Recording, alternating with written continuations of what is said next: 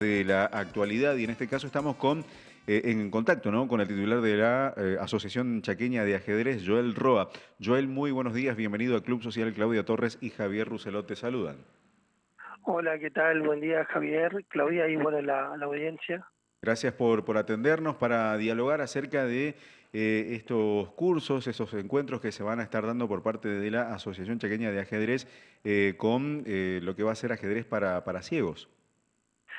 Sí, tuvimos una clase especial, tuvimos la suerte de contar con el ajedrecista Raúl Grosso, que él es el campeón argentino para disminuidos visuales. Ujú.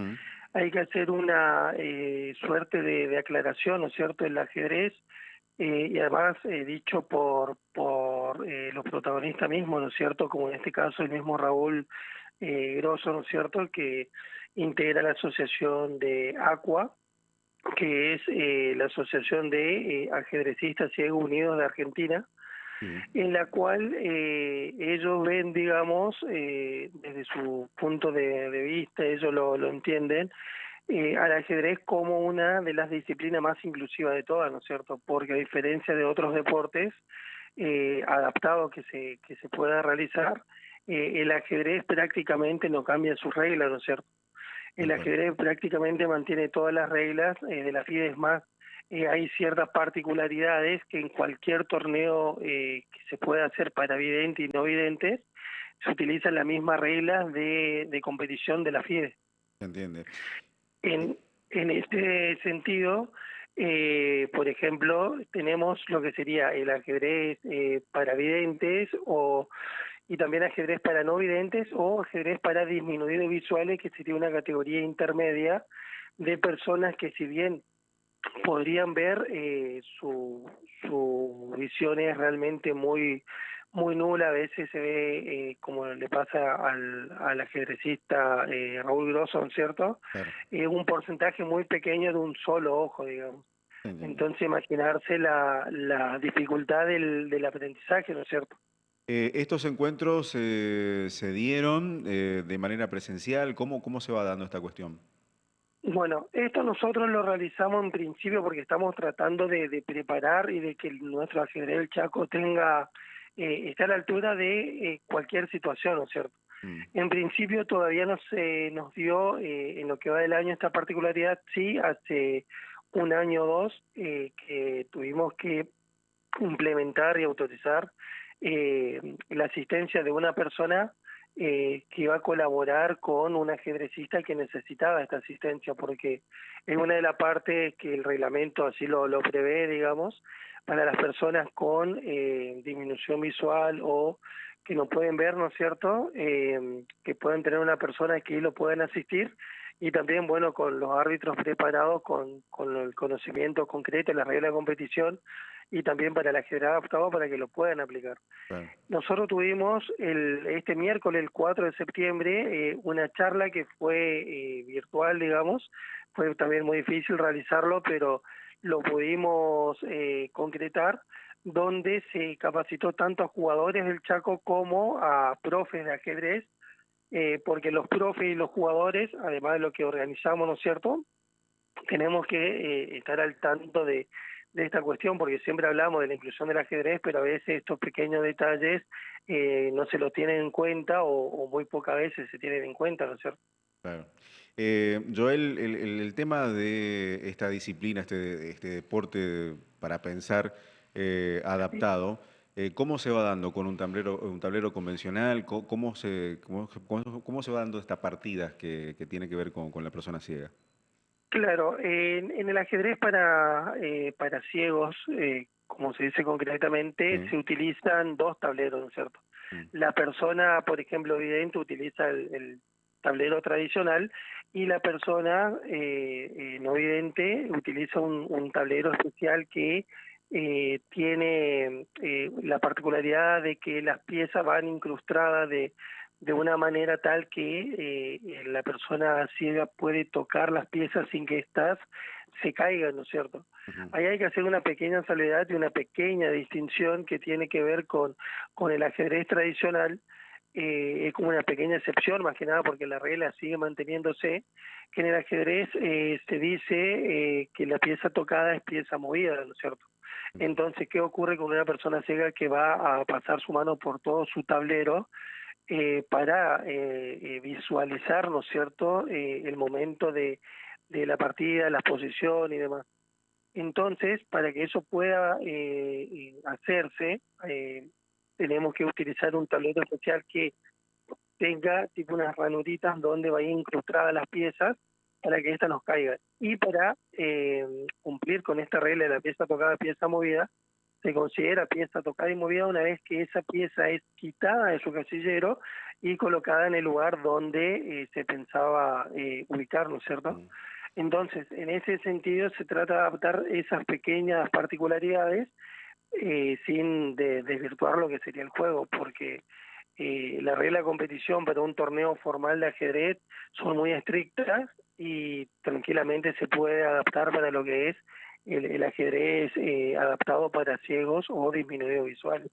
Sí. En ese sentido también, cada columna de un tablero, ¿no es cierto? Un tablero tiene coordenadas, tiene 64 casillas, ¿no es cierto?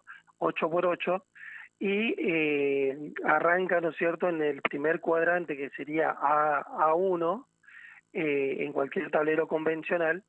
En el ajedrez adaptado para ciego se utiliza la nomenclatura oficial que es de la FIDE, que por ejemplo la columna A se llama Ana, la columna B se llama Bella, la C es César, la D es David, la E sería Eva, la F es Félix, la G Gustavo y la H Héctor. Entonces, eh, esas son las 8 columnas y si ellos quieren, por ejemplo, mover una pieza y que se le entienda bien, porque también hay que entender de que a veces no solamente una persona tiene la disminución visual o es no vidente, sino que también tiene una particularidad a veces con la cuestión del habla o con alguna otra cuestión. Entonces, para tratar de brindarle las mayores herramientas y que el movimiento que anunció que iba a realizar sea lo más claro, porque esto se va anotando, incluso se usan grabadoras para luego repasar y controlar que se haya hecho correctamente, ¿no es cierto? En caso Sí. de reclamos, planteos, porque se juegan torneos internacionales con esta misma regla, digamos. Sí. Entonces, en ese sentido, por ejemplo, si alguien quiere mover una pieza a EVA 5, significa que movió, por ejemplo, esa pieza a la coordenada E5 del tablero convencional, digamos. O sea, lo ajedrecista, por ello o sea, entiende que muchas personas que por ahí no están muy cercanos al ajedrez, esto le parezca un poco complicado, pero en realidad el ajedrecista lo entiende muy fácil porque cada vez que practicamos, entrenamos, se dan clases, las coordenadas son muy importantes porque cuando uno lee un libro de ajedrez, muchas veces la descripción, ¿no es cierto?, esa nota o la anotación algebraica se hacen con coordenadas, ¿no es cierto? Claro. Esta charla que se brindó el pasado miércoles fue la primera, ¿se van a dar más charlas, más encuentros? Fue la primera, nosotros contamos desde la Asociación Chaqueña con la Academia Wesley, fue la primera, también invitamos, digamos, a que todas las personas que estén interesadas en participar, digamos, de esta clase de disciplina se contacten con nosotros. Ya el director de la academia, Marce Benato, consiguió, por ejemplo, incluso ya un tablero braille, que también lo vamos a poder tener a mano para utilizar en cualquier torneo que así lo requieran, porque acá hay que entender lo siguiente, no es que necesariamente tenemos que hacer mañana un encuentro o un torneo que va a ser exclusivamente para disminuidos visuales o para Mm. personas no videntes. Ujú. En cualquier torneo que se haga, cualquier persona no vidente podría participar. Los que tenemos que estar a la altura de esas circunstancias somos los organizadores, de tener la persona preparada, o sea, el árbitro preparado, de tener los recursos necesarios. Y bueno, en ese sentido realmente es muy difícil. Acá en la región no conocemos, digamos, entidades concretas que hagan el ajedrez disminuido, para disminuidos visuales o para personas no videntes. Y bueno, sí, a nivel nacional, bueno, contamos con lo que es Aqua, que ellos están incluso adheridos, están afiliados a lo que es la, la Asociación Internacional de Ajedrez Braille, digamos, Sí, donde ellos sí a veces hacen torneo y competencia exclusiva para no videntes o para disminuidos visuales, y bueno, es aquí que contamos con esta personalidad, ¿no es cierto?, con el señor Raúl Grosso, que bueno, él nos contaba su experiencia, y resaltar de la experiencia que nos contaba una cuestión que nos parece muy importante, que tiene que ver con lo que decía hoy al comienzo. De todos los deportes adaptados para personas no videntes, el ajedrez es el más inclusivo porque una persona tiene la posibilidad de participar en cualquier torneo. Si se siente con ganas, con confianza, quiere ir y jugar y participar de un torneo, sí, obviamente hay que consultar con la organización de ese torneo si cuentan con los recursos necesarios, ¿no es claro. cierto? Que sería un tablero especial y bueno, y personal idóneo, un árbitro, un par de árbitros que puedan saber concretamente cómo se realiza el torneo con esta regla adaptada. Nos contaba un ejemplo de una provincia donde, por ejemplo, habían 4 mesas especiales para las personas con disminución visual y personas no videntes, para que ellos no estén circulando por todas las mesas, porque, ¿no es cierto?, cuando hacemos un torneo grande, enumeramos las mesas y a veces tenemos más de 50 mesas repartidas en el predio, y depende el pareo, le puede tocar en cualquiera de estas mesas. Mm, Entonces, si por ejemplo una persona no vidente le toca, no sé, la mesa 20, esa mesa 20 se traslada a estas mesas particulares que van a estar para evitar, digamos, mayores dificultades, ¿no es cierto? sí, Y se toman pequeños recaudos, pero en la esencia del ajedrez, en el juego mismo, eh, no va a cambiar su regla, digamos, y además también muchas veces personas videntes suelen hacer entrenamiento jugando a ciegas. Eso en su momento, hace muchos años atrás, era muy común, porque la dificultad más importante con la que se enfrenta una persona no vidente es la visualización, ¿no es cierto?, sí, de las piezas del tablero y de recordar la posición. Entonces, uno tiene que aprender a visualizarlo mentalmente, cuál es la posición del tablero, no solamente de lo que uno quiso jugar, sino de lo que el adversario también jugó, ¿no es cierto? sí, Entonces, ese trabajo mental, y que a veces eh, eh, se, se dan, digamos, las partidas, y esa concentración tiene que ser mucho mayor, porque, bueno, recordar un par de movimientos ya es complicado. Imagínense recordar 16 movimientos por cada uno de los participantes, ¿no es cierto? O sea, lo que sí. moví yo, lo que movió mi adversario, y entender la posición y entender de tácticas y estrategias en esa situación. Realmente es muy complejo, pero hay muchos jugadores, muchos ajedrecistas no videntes y disminuidos visuales que compiten con personas videntes y en muy buenas condiciones, digamos. Claro, sí. En ese sentido, es por eso que resaltamos siempre lo de la inclusión, porque el ajedrez, uno va a ir a un torneo de ajedrez profesional, por ejemplo, y va a poder encontrarse con un niño, una niña de 8 9 10 años jugando contra un adulto, contra un adolescente, contra una persona mayor, anciana mayor, digamos.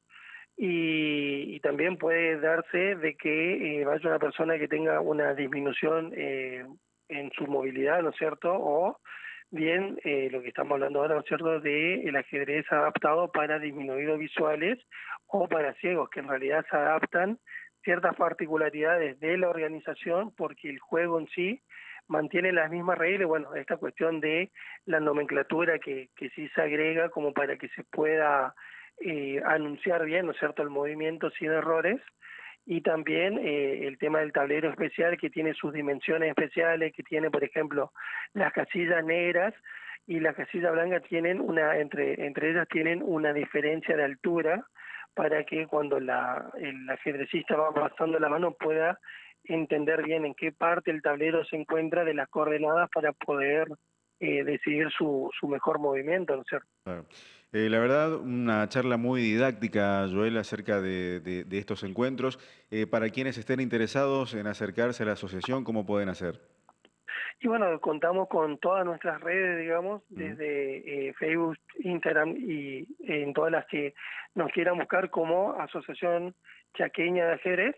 Es importante tener en cuenta, digamos, que todas las personas que quieran acercarse, sobre todo para esta particularidad de lo que es el ajedrez adaptado, sí, nos pueden contactar, podemos agregarlo a los grupos también de WhatsApp de difusión para que ellos estén al tanto de todos los eventos, torneos y encuentros que hacemos y de las capacitaciones como esta que tuvimos el miércoles, para que tengan información, pero también para quienes quieran colaborar, porque sí. realmente realizar esto lleva mucho tiempo, demanda muchos recursos y como pasa en toda disciplina, como nos contaba también, ¿no es cierto?, el campeón argentino de la dificultad con la que se encontraban a nivel nacional para poder realizar toda esta serie de actividades y que gracias al acompañamiento de bueno de los padres, los más chiquitos, de las personas con esta particularidad, ¿no es cierto?, que siempre se necesita del apoyo de más gente, de más personas, de colaboradores para poder realizar esto y realmente llevar el ajedrez para todos, ¿no es cierto? Se entiende, se entiende. Joel, agradecerte por este tiempo y por este contacto. Dale, gracias Javier, gracias a ustedes por la difusión y promoción del ajedrez siempre y bueno, que tengan un buen día. Igualmente, igualmente. Allí dialogábamos con